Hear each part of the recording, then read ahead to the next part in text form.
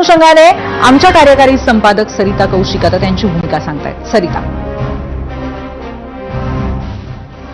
धन्यवाद. पूर्वी राष्ट्रवादी पुन्हा हे जर सत्यात उतरवायचं असेल तर सुनेत्रा पवार असोत, प्रफुल्ल पटेल असो किंवा सुनील तटकरे या सगळ्यांना बराच विचार करावा लागणार आहे.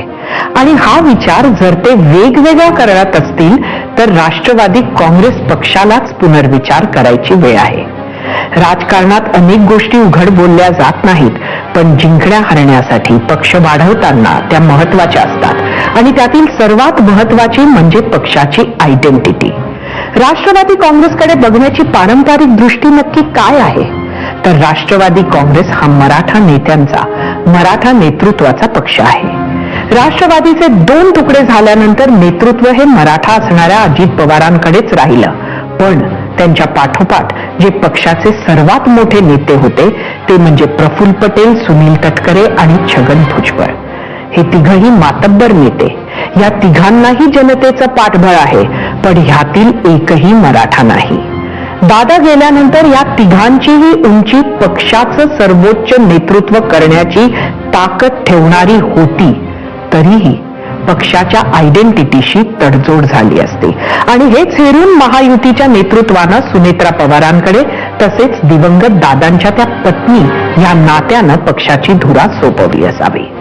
नेमणुकांना घेऊन, निवडणुकांना घेऊन, निर्णय प्रक्रियेला घेऊन जी अस्वस्थता मध्यंतरीच्या काळात होती, किंवा तटकरे पटेल टार्गेट होत असतानाची पक्ष नेतृत्वाची शांतता होती, किंवा मग शरद पवारांबरोबरच्या पटेल आणि तटकरेंच्या सो कॉल्ड गुप्त बैठका होत्या.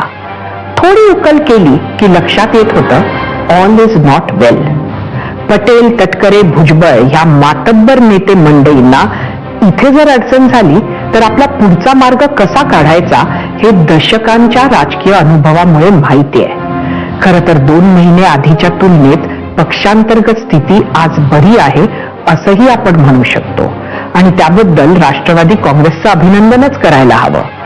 पण तरीही पक्षांतर्गतच निवडणूक न्यायिक नाहीत असं जर पक्षाच्या आतीलच व्यक्तीला नोटीस बजावण्या इतपत गंभीर वाटत असेल, किंवा संवादाचा अभाव आहे असं जर पक्षातील सचिव स्तराच्या व्यक्तीला एक वेळ वाटत असेल, तरीही ठीक.